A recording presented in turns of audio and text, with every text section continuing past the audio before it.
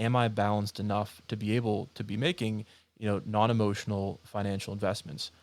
I tell everybody who asks me about getting started in DeFi, that if you put money into an investment and you get nervous about it or you're afraid of losing it, you put too much money in. Welcome to CryptoChicks Corner, an educational podcast to teach you the basics of blockchain technology and how to harness it to start or expand your own business. CryptoChicks is a nonprofit organization on a mission to grow the professional and leadership potential of women in blockchain and artificial intelligence. I'm your host, Ashley Spradlin, and welcome to our corner. In this episode, you'll hear from Alex, co-founder of Rome Blockchain Labs. Alex and I connected through integration of the Metis network on their Rome terminal, a user-friendly platform to help users manage their DeFi strategies in one place. I asked him to join us on CryptoChicks Corner to talk a little more about crypto investment strategy, how to start learning in Web3, and more on business development. We followed that path all the way into mindset and personal growth, so I hope you enjoy. Here's our conversation. All right. Hi, Alex. How are you? Hey, yeah, so I'm doing great. How are you? I'm doing good. I'm roasting in this Texas heat. But I'm enjoying the sunshine today. Looking forward to having you on to season 2 of CryptoChicks Corner. Exciting. Thank you. Yeah, thank you for having me here. It's actually quite nice over in Eastern Ohio. It's a beautiful day outside, so I'll send some of that nice weather down to Texas. Please do. We need rain so much. I don't know if you've ever heard CryptoChicks Corner, but in that first season that we had, I spent each episode talking about fundamental concepts and just kind of explaining the basics of blockchain and Web3 to people, specifically newbies who are like, what is this crypto thing and why do I care? And in season 2, I am really excited to talk with people like you who work in Web3 and who have a knack for explaining complex concepts in a really practical and accessible way. So thank you so much for joining me. Oh, you're very welcome, and thank you for having me on there. On here, I should say. I'm one of the co-founders of Rome Blockchain Labs, and I know that we had this discussion actually pretty recently on one of our our video interviews last week. But for your listeners here at CryptoChicks, I'm one of the co-founders of the company, and what we do is we actually create blockchain and decentralized finance solutions that really open up the doors of DeFi and Web3 to everybody.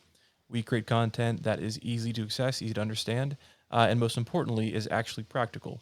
So it gives you the ability to step into Web3 in a safe and balanced manner. I love that. As you know, I have an education background, and I know that a lot of Web3 projects see that they need to educate people about their products if they want to, build community and gain adoption. But there's this real disconnect between explaining how something works or why something is the way that it is, but not really telling people why it matters. So like telling people the what without telling them the why. Really overlooks this crucial step in comprehension. And I feel like you do a great job of that. So I'm pumped to have you on today.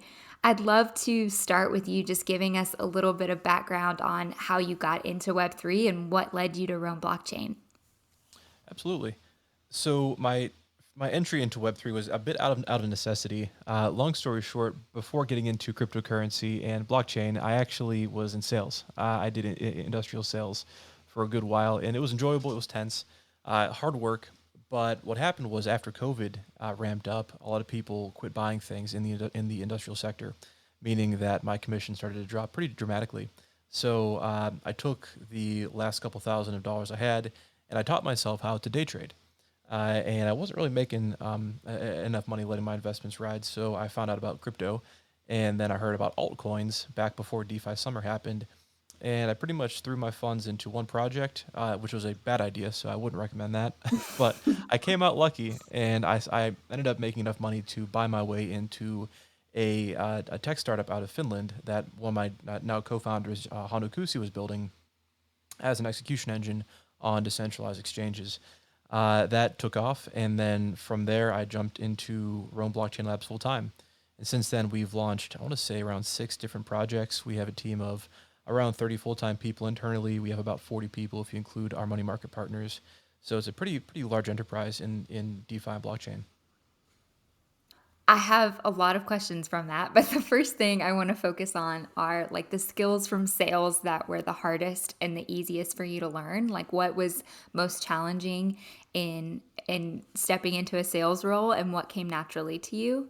And then from there, tell me how that translated into like Web3 business development, because I think people have this misconception that if they don't understand like the intricacies of blockchain technology, then they can't work in this field. And I really want to hit home for people that all kinds of skills and expertise can be really valuable in Web3 business development.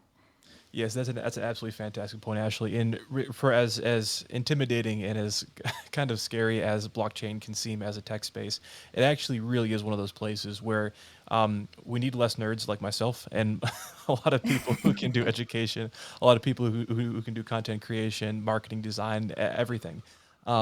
Because what we're finding is that a lot of the protocols that are built by mostly men right now, but thankfully more women are entering the space who are focused on high returns, high efficiencies, things like that. But before I digress, one of the things I learned most importantly from sales was that it's important to conquer and confront your fears.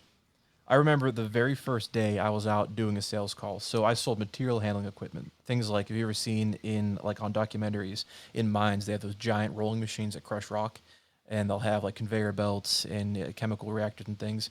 I sold those types of pieces of equipment to different industries. I got out of my car on my first day, and it was in the middle of an industrial park. Who they were creating cement, I think, for construction. And I got out of my car. My heart was beating out of my chest. There's loud trucks going everywhere. I'd never done a sales call in my life. I had no idea what to do really. And I remember thinking, all right, Alex, you can just get back in your car and thank the boss for the job and tell him you can do something else, and you don't have to go through with it. And I'm like, and I was talking to myself, I'm like, Alex, if you like back out from this now, you're never gonna have this opportunity again. So just face your fear, go through. And what I did was I went up to the foreman's office. I asked if Mr. So and So was there, and they said, "Oh, sorry, he's out on lunch." Instead of like having a casual conversation with the other people or talked about our stuff, I gave him a line card and said, "All right, here's my line card. Here's my card. I have a nice day, thank you." And I just walked out of there. And it was the most frightening thing I did. It seems innocuous now, but when your whole job sales, it's pretty intense. But after I did it, I realized, it's not that bad. So what that really taught me was that we let things in our life like fear guide and dictate how we behave, how we make decisions. When in reality, if we look at the fear itself and decide to walk through it, all of a sudden we realize it's really not as bad as we think. And we're pretty free to do anything that we can put our minds to. I love that. That's an excellent lesson to have taken away from that experience. I totally relate. I think anybody who has tried anything hard or scary has experienced that imposter syndrome for a little bit. Hmm. And there's so much value in just like standing in the face of it. I know that when I left teaching like in a classroom a couple of times, but when I left to join the Metis team, telling my principal that I was leaving to go work in crypto, he just thought that I was crazy. And to be honest, I didn't really know enough to argue with him. And I remember the first like week on the job joining these team meetings and hearing people talk about things, and I couldn't even follow the conversation because there were so many words in there that I was so unfamiliar with. And I thought, okay, cool. Well, I'm sure they'll give me my job back. Like, you have to basically kill somebody to get fired from being a teacher. Like, they would beg me for to Right, come right, back. right. So I'm just sitting there like, how am I going to navigate explaining to my students when I come back a week later that just kidding, I'm here again. But I stuck with it. It got better. And I realized like there's so much power in just explaining to people that you don't know something. Like if you're Yes. willing to be vulnerable and say, "Hey, I'm new to this. I don't know. Tell me more." Um, People respect that. Like even if you're not able to offer them the information that they're Mm. looking for, they appreciate the vulnerability in you just saying, "Yeah, I'm figuring this out as I go." And most of the time, like people may know more about certain topics than you, but they're not smarter than you. They just usually talk louder. Yeah, Ashley, that's One that's actually pretty funny and can be true. And you asked me earlier, what was some of the things that I took from sales into the blockchain space that really paid off and really helped me enter into it? And it was the willingness, just like you mentioned, to admit that you don't know something. Because, sales, a lot of people have a bad taste in their mouth when they think of salesmen. They think of like used car salesmen who are like slimy and trying to get the best of you. But as a space, that doesn't really represent what everybody does. Because I think at heart, everybody has to be a salesman in some form or other. What I've found is that when you can admit that you don't know something, but say, "Hey, listen, I'll get back to you on this," or "Hey, I'm not exactly sure, but let me call a friend and see what he has to say about it." People really appreciate that because when you can frame it such that you're here to provide value, not to get a sale, all of a sudden people let their guard down, and that's beneficial both in the sales space and also when you're entering into Web3 because this is a sector where a lot of people have a lot of experience. Like when I got started, for example, I would literally work 12 to 14 hours a day every single day just to get adjusted and attuned to the jargon, to understand the technology better. And for the first 5 or 6 months that I was working with my co-founders, Hanu and JD, I literally couldn't add almost anything of value to what they were talking about.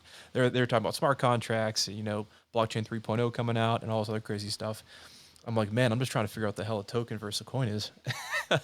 But what I realized, and this is when the light bulb went off for me, is that they don't know everything. Nobody can know everything. I don't know everything about DeFi or crypto. And if anybody tells you otherwise that they know everything, don't listen to them. What I did realize is that when you come into the space, you can learn enough about something that other people don't know too much about, and they'll pay you for that.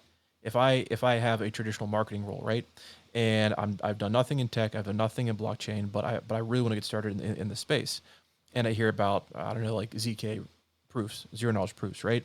That's something that unless you're in the ZK area of blockchain, most people aren't too conversant in the tech. So if you take the time to read articles, read white papers, watch videos, and then you go apply to a blockchain or to a protocol that uses some type of ZK technology, not only do you have the marketing chops to add value in that capacity, you'll be able to communicate that technology efficiently and at a very easy to understand level. That's something that's very valuable in the Web3 space right now. Yeah, I think like the soft skills are so undervalued. Not necessarily by forward thinking companies. I think Web3 is a really unique industry in that there's there's openness. Like people are willing to entertain these new ideas of, what they consider valuable. And for normal people who are just coming into Web3, if they can really analyze like, okay, how am I good relationally? Do I communicate well? Am I great at like talking with people, meeting partners, striking up conversations, making connections? Those are really valuable in every aspect, in every kind of job, in every company. And you can be a killer developer or a killer marketing person and not know how to communicate well within a team and be more of a liability than an asset. So I think focusing on those personal development skills and the relational ones are really key to making an impact. Maybe not like getting your foot in the door, but leaving a team with this idea that, man, that person really added value and we're really an asset to what we're doing. Oh, totally. That's also really how um, my time started in this space. Is that I would take some of the free time I had when I was first kind of experimenting in the cryptocurrency sphere, and just ask questions in Telegram groups and Discord groups, and I would help facilitate moderation of groups whenever somebody was adding spam or somebody had a question. I just didn't take it upon myself to answer it. And it was that type of behavior that actually attracted the attention of some of the protocol founders, the first team that I was hired on as a consultant for. And that's where my career almost, I guess you can say, kind of took off in this direction, was actually just applying the soft skills to help build community, to help learn more about the space. And I stumbled into starting a company from it. That's amazing. You talked about starting with day trading and kind of like over investing into one thing. What did that process look like? Like, how did you teach yourself to day trade? And I mean, because all I ever hear from day traders are that they're incredibly stressed out and that they lose all their money. Yeah, I think crypto traders can say the same thing. When I began day trading stocks, I kind of had an epiphany a bit prior to that, where I realized that after you really leave college, high school, you're at a point in your life where most people in the world stop learning. Like, if you really take a step back and look at society, if you're not told to read something, learn something, most people don't choose to do that. They'll sit and watch TV all day. They'll go and they'll like watch a movie. Now there are exceptions, of course, but book learning really trails off. So I said, all right, well, if I want to be successful and I want to be able to be financially independent and support my friends and family, what do I do? Well, I have to teach myself how to make money in some way. So I taught myself how to day trade through watching videos, reading articles. I was joining groups who were talking about it. And what I found was that I had to move away from traditional stock trading because the returns I was making with the starting capital I had just weren't sufficient. It wasn't enough to support my family, off of assuming that my commission was basically going to be dried up for a while. And that's where I took the step into a more volatile asset class via crypto. Nice. Yeah, I think not to say that like people don't make money in day trading for sure. I think people are just typically looking for, three easy steps to getting Oh started, yeah, or here's how you can make money without doing anything. And a lot of times it's not like the work is that challenging. It's just you have to be dedicated to learning the new thing. hmm Like you said, like the book learning thing is a big part of it. And this is slightly unrelated, but as a yoga teacher, I would really struggle sometimes with like new postures, not because I wasn't strong enough to do them, just because like it takes like a new internal awareness, this interoception to kind of connect your mind to engaging your muscles in a new way. And so even if somebody has all the strength and capabilities to learn a new thing, until they like practice it and are willing to like get their hands dirty and failing at it, then they're not gonna take off with it. So yeah. I tend to like extrapolate yoga ideas into my everyday life, and that's one of them. I know that you were a yoga teacher. Actually, it's pretty cool. Um, but you're absolutely right. Is that the learning process and the discovery process, and this is perfectly applicable to what we're talking about in the Web3 space. It can be arduous. It can be very difficult. But what you'll find is that while the barrier to entry is particularly high in Web3 and blockchain comparative to other places in the world, other areas of employment, the result is so much more rewarding because have the ability to help teach others.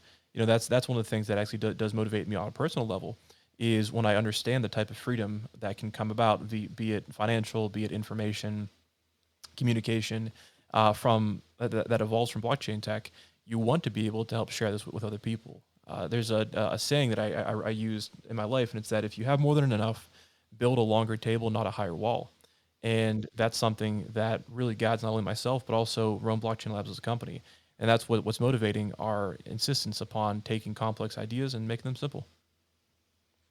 That's beautiful. That's beautiful, Alex.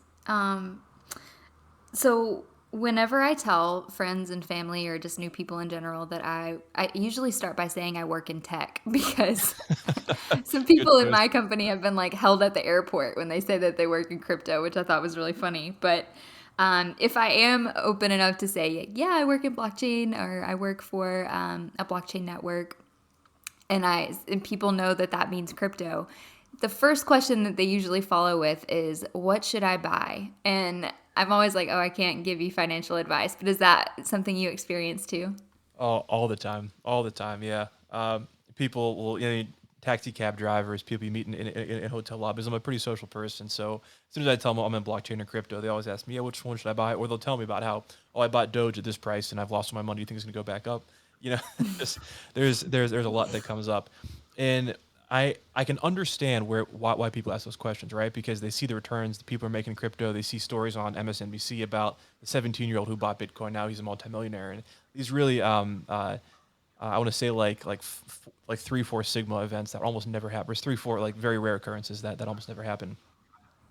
And when people ask me that, I'll tell them, well, I can't tell you what to buy, but I can tell you how to get started. And one of the recommendations I make for people is to start with some well-known tokens like Bitcoin, Ethereum.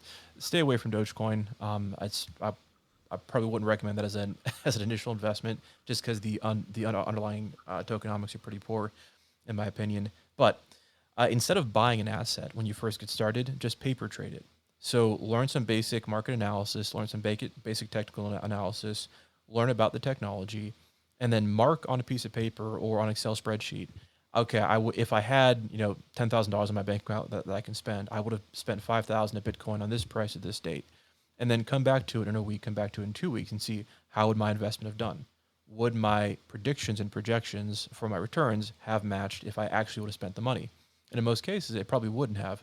It either would have done poorer than you expected or outpaced what you expected. So you can learn that as a lesson, and you can actually paper trade across several different assets. You can look at how liquidity affects pricing shifts. You can look at how activity on social media can impact sentiment for token holders, because that also affects market dynamics. And you can begin to really spread out without ever having to really risk any money. But you're also not losing out or missing out necessarily on the educational component of it, because there's always money to be made, but you don't always have money to lose. That's the tricky thing about finance.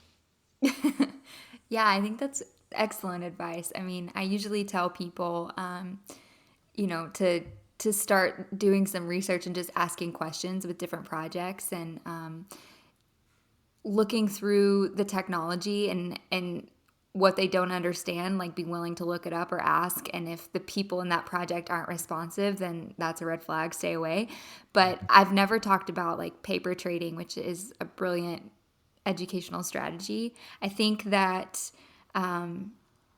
for most people, the understanding of financial instruments is not there. Like in the US, we don't teach that in schools really. And so unless you have people in your life who are talking about that with you and teaching you how to make money, and I'm not sure if this is, I have no data to support this, but in my experience, young men are taught that far more often than young women are taught that. And so you really have to have this like drive and entrepreneurial spirit to go out and learn those tools and learn what these different terms mean. And so in crypto, if you want to learn DeFi, you need to learn financial tools and financial literacy. And then you have to add on this extra layer of cryptocurrency jargon and figure out how it all plays together.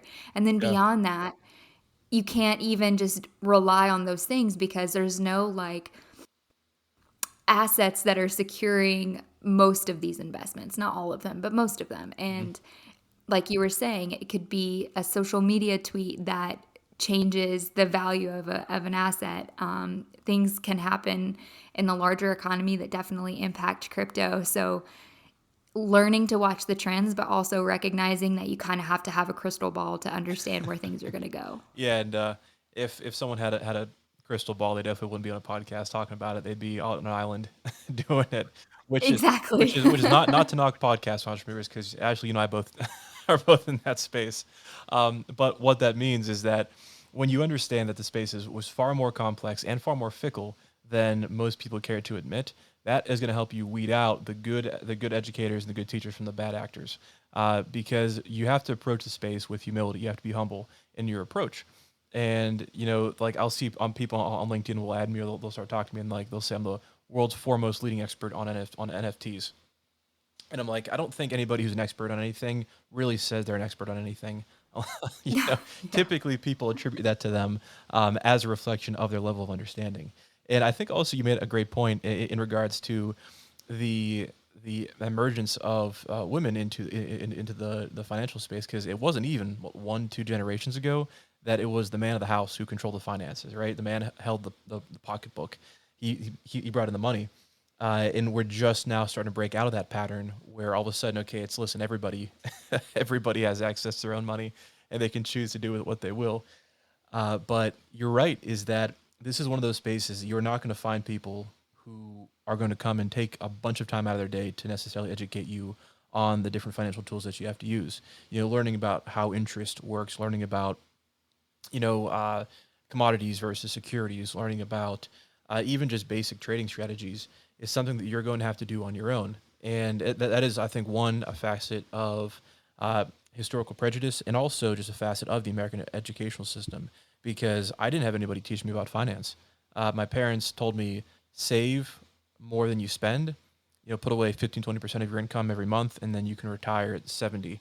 And which is completely solid advice. Didn't sound very appealing to me. So I I spent probably a year and a half at least, even before I jumped into DeFi and crypto, to learn about personal finance, to learn about, okay, how exactly do I get out of debt? How exactly should I manage my funds?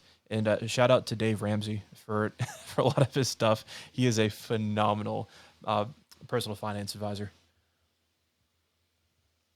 Nice. Yeah, you're right. Like, I think in my family, maybe the assumption was like, oh, well, she'll just have a husband to take care of her one day. And, but I also don't think that like my parents really, my dad was always very entrepreneurial, but I don't think my mom had that kind of education either. And, we really struggled for a while when my parents split up. And I remember my mom listening to like Susie Orman and telling me like, pay yourself first. And I would hear these things, but still not have any concept of like an abundance mindset Mm. because we would go to the grocery store and I would feel nervous about like, the checkout line. I And know, I know that so feeling. to get to this place, say I again. said I know that feeling. Yeah. So to get to this place where I feel like I'm balling out when I walk into the HEB and I don't really care how much this cereal costs. It's like another step into feeling a little more confident in what I'm able to bring into myself. And it's not even about, what I understand as far as what assets I'm buying with my money and how I'm employing my dollars to work for me. It's more about leaning into this trust that as long as I show up with integrity and am willing to learn and I'm not really afraid of the failure, like things are going to continue to come my way and I'll be provided for. But I want to know if there are any specific. I mean, you said Dave Ramsey, which I have a love-hate relationship with him. Like he's got a great system, but also do not tell me that my $5 latte is why I can't afford a house. I completely agree with um, you there. He also is a huge voice against cryptocurrency as well. So I totally understand that. But please go ahead. no, you're good. Yeah. For like people who are looking for like feminist financial education, I really love her first 100K. She has a lot of really good resources if anybody's looking for anything. But I wanted to see if you had any other resources that you love for learning, not even just financial literacy, but like trading or crypto particularly. Great question. So I'm probably gonna be one of the examples where I don't have that many people because, and I guess this could speak to some people, maybe not others, but I didn't get started in cryptocurrency by following almost anybody. I didn't have Twitter accounts I followed. I didn't really have YouTube accounts or blogs that I followed. I kind of took it the hard route where all I did was read white papers all the time. Like I have binders and binders of white papers from blockchain projects, from DeFi protocols. I would read a couple articles here and there, but I pretty much took everything that I could, and I dove into just the very technical papers, and that helped me get a bit of an understanding about the tech side of it. And then I dove into the financial protocols, and that's how I got started. And I would actually recommend that if you're not a super book heavy bookworm type person, that you at least look at understanding the basic white papers of the space. I have friends in the space who they've been in crypto longer than I have, and they said, well, Alex, I've actually never read a white paper before, and they have more money than I do, which is totally fine. uh, but it's about finding what works for everybody. One of the things that I began to realize in the space when I began to learn about crypto influencers and educators is, and I'm not going to name any names, but that almost all of them, or at least a substantial portion of them, were basically shills. They were paid by crypto projects to go and talk about and pump that project, and they were without disclosing that it was an investment of theirs. So the integrity, just like you were talking about, Ashley, of a lot of the existing educators, um, was questioned in my mind, which does touch on a pretty important topic when it comes to entering into crypto as a whole. Is that a lot of people look to these super well off, super boisterous, glib influencers as a source of inspiration, which is there's nothing wrong with that. Yet, what I found was that in my own life, the more motivated I was to pay attention to someone else's success in the sense of, oh, I want that. I would really love to have that type of lifestyle. it actually detracted from looking at and observing my own life, because many people who get started in crypto have come at it from a, in my opinion, unbalanced mindset. That they're either perhaps not poor, but they're also not where they want to be, or they could be struggling, and they see crypto as an easy kind of get rich quick place, and that can happen, but most people don't.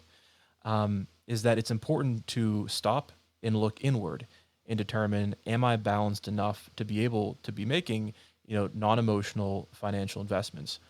I tell everybody who asks me about getting started in DeFi, that if you put money into an investment and you get nervous about it or you're afraid of losing it, you've put too much money in.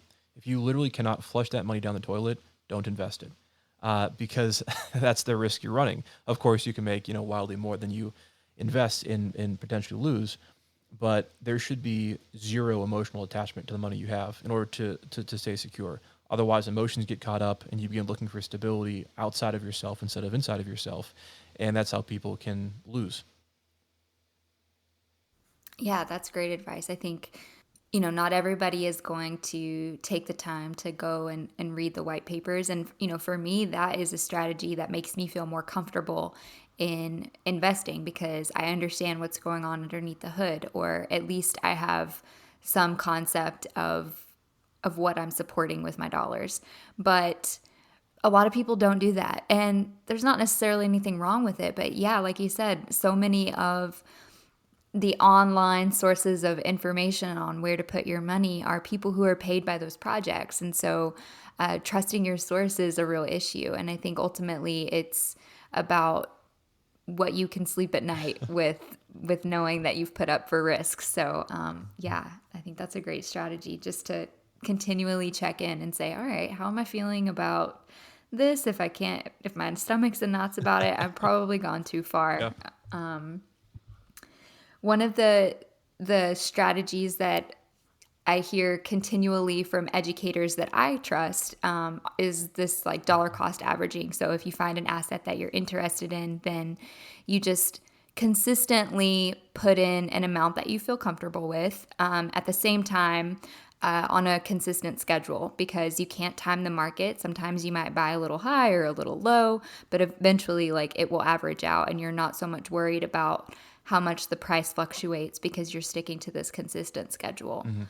That's a really good one to follow through. I didn't get to DCA by the time that I kind of quit the day trading approach, so I wasn't able to take advantage of that. But now looking back, it was um, a fantastic model to follow. One of the things that I look at is, I was thinking, Ashley, as I was talking, that I've probably read through and gone through 5 times more projects than I've actually invested in. I have about a 20%, probably 15% investment rate for all the projects that I come across. Far lower now that I'm reading more about the technology and kind of seeing what's out there. Uh, so I would also say that that's something to be aware of as well. Is unless you're just doing pure market swings, kind of day trading esque style, which it's easy to get burned that way. But if you're looking at longer term swing trading or just long term investing into a project, um, of course, I can't give investment advice on what to buy, but I would very strongly suggest taking a step back as well and looking at how often are you investing into a project. How often are you buying a thing because it seems exciting or because you think that this is going to be the one that's going to do a 10x or a 100x. Because if you're finding that you think that about almost every single project, then you're probably missing something about the way that people are marketing it, or you perhaps might be missing something about the technology that isn't leading to that type of return, or something that is fallacious about the way that the market's being controlled or that project's being controlled. That's actually causing the token price to dump. There is a whole lot to look at that can help inform proper trading behaviors internally. Taking it super slow and even just like chunking the information that you try to understand at one time, like the tech here, and then okay, I think I have a kind of a grasp on this, and then how does this support the space, like what services is actually offering, and then maybe starting to look into tokenomics a little bit more, and then kind of getting your hand on the pulse, like the public sentiment and what's going on in the marketing space. Like all of these things play into it and it can be really overwhelming. So what I've been doing is just trying to take it in chunks. So I started with just learning about the space and the technology, and then diving into specific projects and what that looks like, and then starting to learn a little more about tokenomics and putting my toes in the crypto Twitter pool and quickly pulling them out again, and just kind of taking it really slowly, I think is a good bet. Usually the get rich quick schemes are just that, they are schemes. Exactly. Yeah, one of the things that people can do is as they, excuse me, as they enter into decentralized finance. So once you get kind of off of Binance, off of FTX, and you begin using more of the Uniswap, PancakeSwap, Trader Joe, Pangolin type exchanges on blockchains, is if you go to one of our websites called the Rome Terminal, it's rometerminal.io, launch the application, and go onto the Avalanche network on the left. What we've done is we've actually taken leading protocols in the space and we've categorized them by platform type. So exchanges, exchange aggregators, lending protocols, trading bots, so on and so forth.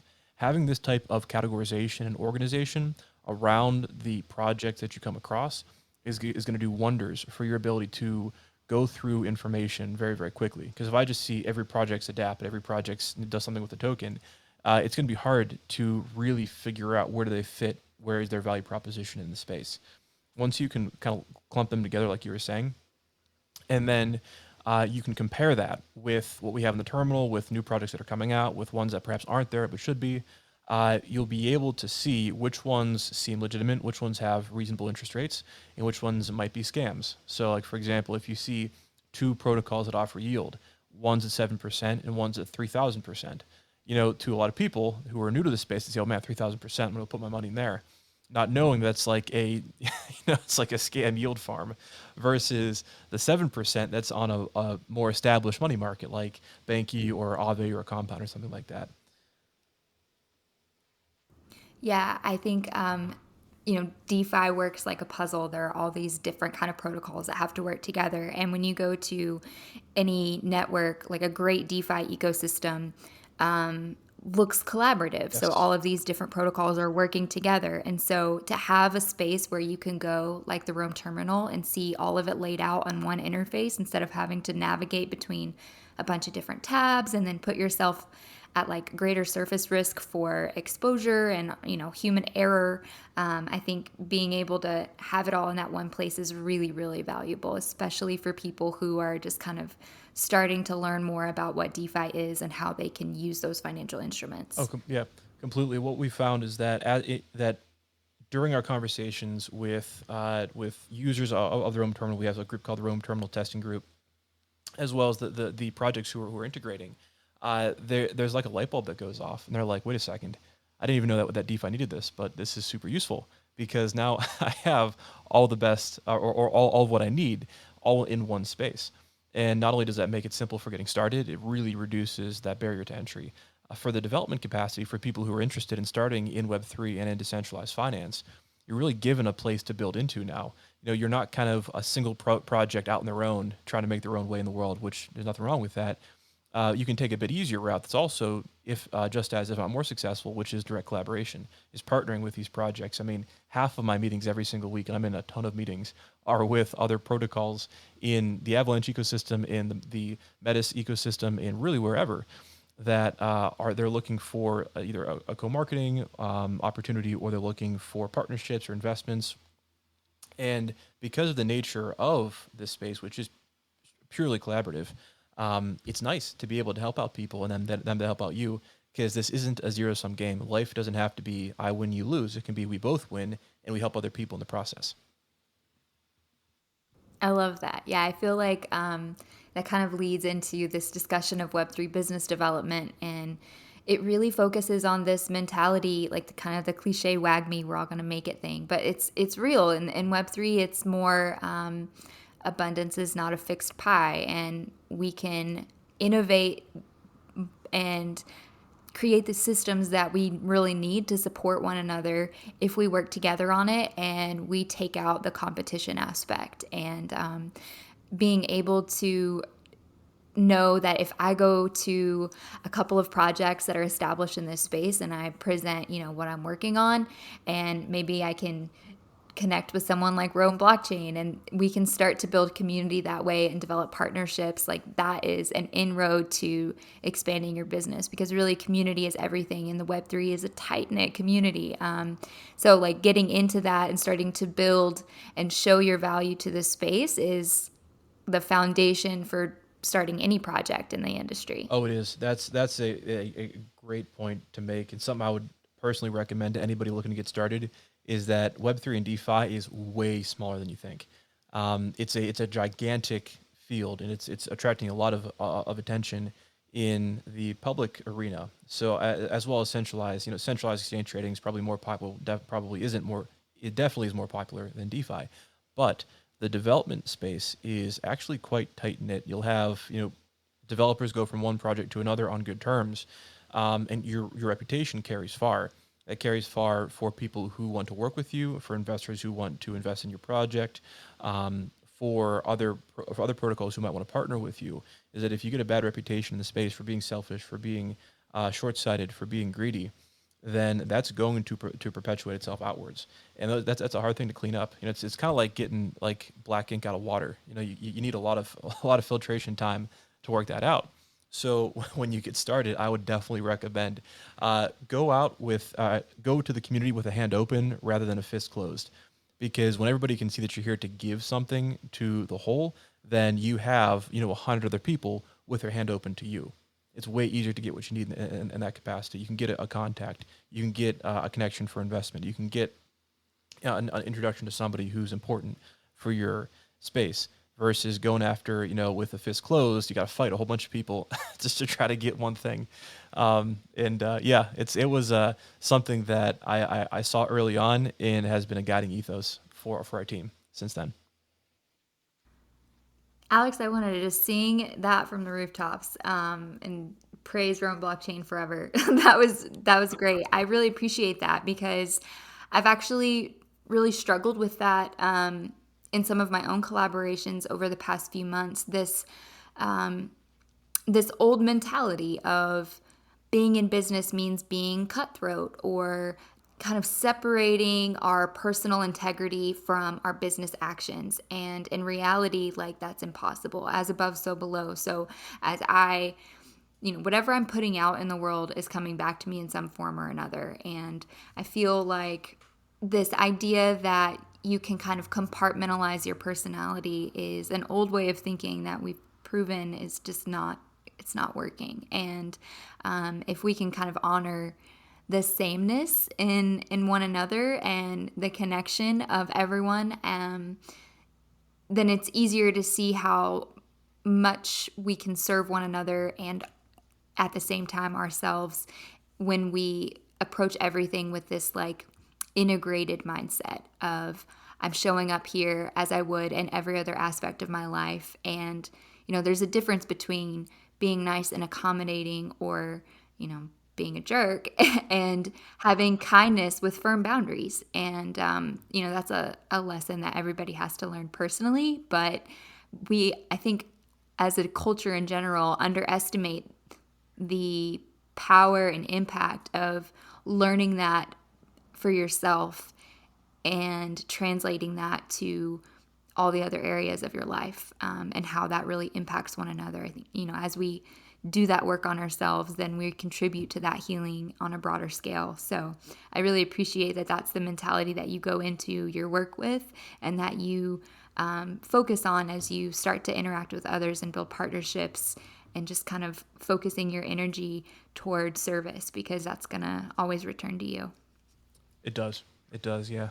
It is, I think, indicative, in my opinion, of a changing in the mindset of society at large. Because in addition to the collaboration and the openness of the Web3 space, it's broadly international.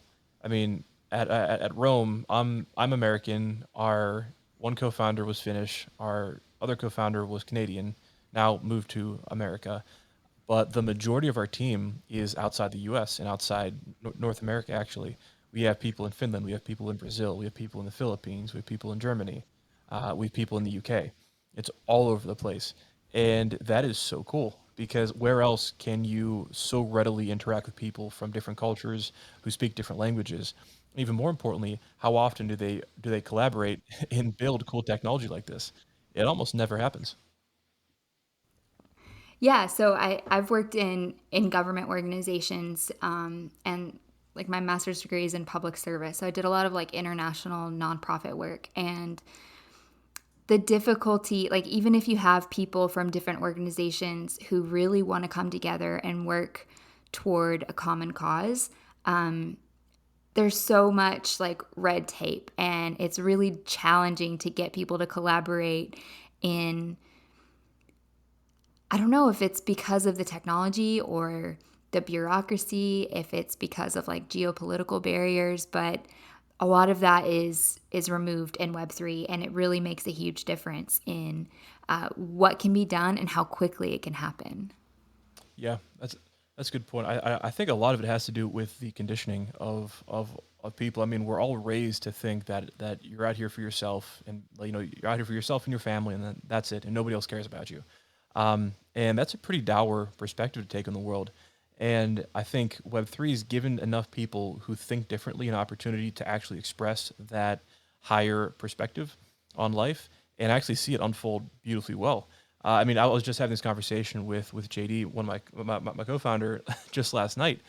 We were talking about how we've been put into one of the probably most complex technical fields in the space with a lot of people who still have a pretty competitive perspective on business. So it isn't wholly absent from Web3, but we haven't ever had to compromise our ethics or our integrity. We haven't had to cheat anybody or lie to get to where we're at and be successful. We've actually been able to stick to unwaveringly our commitment to integrity, our honesty, our openness about everything that we do. And that's led to more success than we've ever imagined. So for us, that isn't only a personal demonstration of the value of acting in alignment with your values, it also demonstrates that on a broader scale, you have the ability to help more people in the world when you serve them rather than when you serve yourself. The way that I see business and by extension every aspect of life, it's kind of like we're all standing in front of a mirror that just stretches infinitely above and below us and to each side. And people have this idea that within the business space, I can take like a Sharpie marker almost and I can just draw a box on the mirror and I can just do everything I want in this box won't matter, and then everything else outside the box doesn't matter because what I did in the box was different from what's outside the box. But if you take a step back from the mirror, you realize that you can't hold a reflection in a box, right? You can't hold the actions and the decision that you make, who you are, within some confinement that you arbitrarily decide to create. It's challenging because on one end there's opportunity that always arises when you have this path you take, that you can more easily take advantage of people because people put their guard down. But then you realize because the world's a mirror, if you do that to other people, then it's going to get happen. It's going to happen to you eventually. So why would I do that? It doesn't make any sense. As a matter of fact, you can actually take that opportunity and you can rebuttress, you can assist others in their development, which I think goes back to one of the things that for me really attracted me to the Meetus team and network, is because I can tell there is an unwavering commitment to education in the space. There's an unwavering commitment to sameness, or at least the leveling of opportunity through the network itself. I mean, those are things that are sorely needed in society right now. So to be able to see that matched philosophically, but also outplay itself in the physical world is a beautiful thing to see. Thank you so much. Yeah, I'm lucky to be on a team with people who are really interested in how we can create solutions that serve the broader community, that really like contribute to something much bigger than ourselves, and people who are really receptive when we point out to one another like, hey, I think that mindset is outdated, it's not you, let's reshift to the focus that we want for our future, because that's really important. It's really Yeah. easy, everybody does it, to get kind of like lost in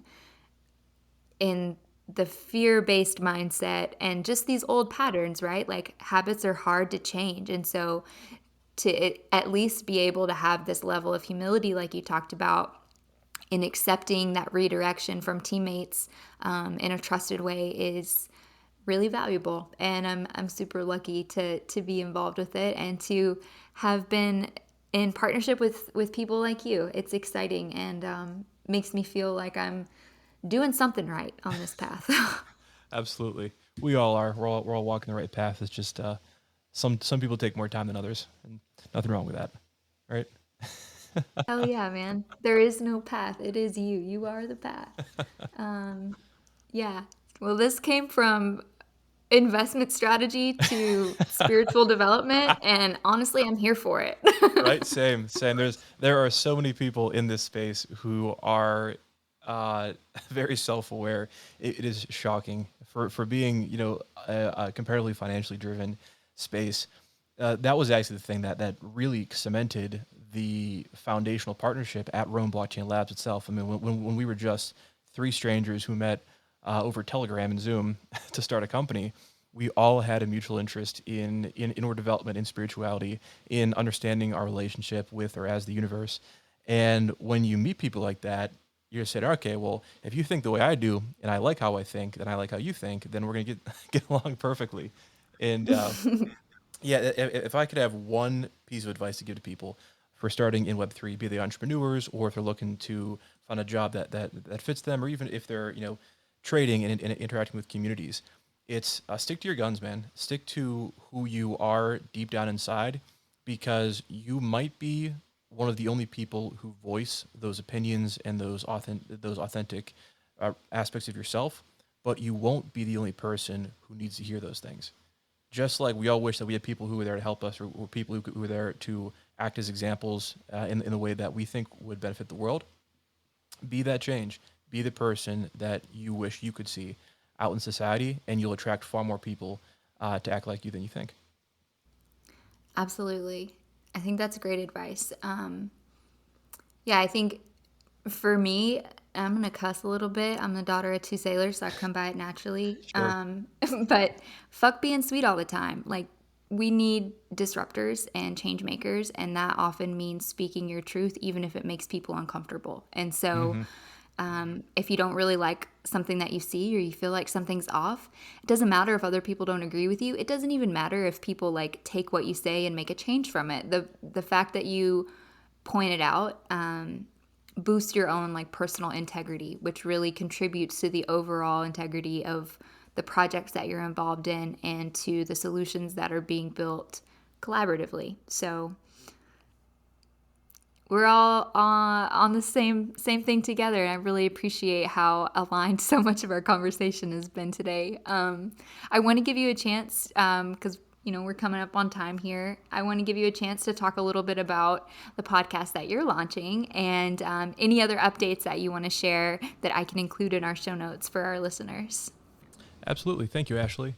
So we are launching a exciting podcast at Rome Blockchain Labs called Blocksplain, where we look at complex concepts in the blockchain space and we bring them down into easy to understand episodes of about 20 to 30 minutes in length. So we'll talk about things like, what is a blockchain? What is cryptocurrency? Consensus and syllable resistance, why are those important? And then we can go into smart contracts and wallets and a lot of DeFi concepts from there. So right now we are writing and recording a couple of the introductory episodes, and that should be live on Spotify and Apple Music in about 3 to 4, maybe 5 weeks from now. And then we are also rolling out several new networks on our Roam terminal. So I spoke a bit earlier about the Roam terminal as a concept for understanding categories in the blockchain space. But what we really did is that we wanted to address a challenge in DeFi, and it was that if I'm new to the space, how do I get started? So when we understood the complexity, when we understood how broad it is, we decided to build a platform that takes the very best protocols and brings them all together into one location. So we've actually created a website called the Roam Terminal where we natively integrate several different types of platforms. So exchanges, lending protocols, trading bots, we have charts and tables, and you can do TA, and we're actually also going to add in Telegram and Twitter communications pretty soon. But that way you can actually manage all of your positions, all of your trades on several different networks from the same interface. So we've just released Polygon. We have Avalanche, BNB Chain, Ethereum, Metis is on there as well. And we're going to be launching Arbitrum and Optimism pretty soon. That's really exciting. So many multi-chain opportunities there in one place. A ton. Yeah. Excellent. Well, I really appreciate your time, Alex. We had a longer conversation than I planned, but it just flowed really well, and I really appreciate you joining me today. And I'm looking forward to Blocksplain coming out. I'll be sure and reshare once those episodes are published so that our listeners know where to find you. Oh, fantastic, Ashley. Thank you very much for having me on CryptoChicks. Awesome. Thank you. Thanks so much for listening to this episode of CryptoChicks Corner. I hope it was helpful. Be sure to subscribe to our podcast so you're notified when we release new episodes to build on what you just learned. We would love for you to take a moment to rate and review the show to help us serve more entrepreneurs. And remember that anyone can join our CryptoChicks Academy to take courses from experts in the field, and our hatchery can help you transform your business idea into a well-funded startup. Check out our show notes to get started, and we look forward to seeing you shine. This podcast wouldn't be possible without the support of our incredible sponsors. Women of Crypto is an NFT avatar collection that's the first of its kind, 3D rendered, and meant to represent the diversity and beauty of every single woman in the world. Their efforts are invested to bridge the gender gap and inspire and invigorate more women to participate in the world of crypto. Women of Crypto is a Metatora project, and we're so proud to partner with them. We also want to thank Metis. Metis is an Ethereum Layer 2 optimistic rollup platform to help you launch into the Web3 economy. Their platform harnesses the security and decentralization strengths of the Ethereum network with the added benefit of fast, low-cost transactions, native storage, and a user-friendly interface to make deploying your project simple and stress-free. Whether you're expanding projects in decentralized finance, NFTs, gaming, community, or you want to take your Web2 business to the next level, Metis is the platform for you.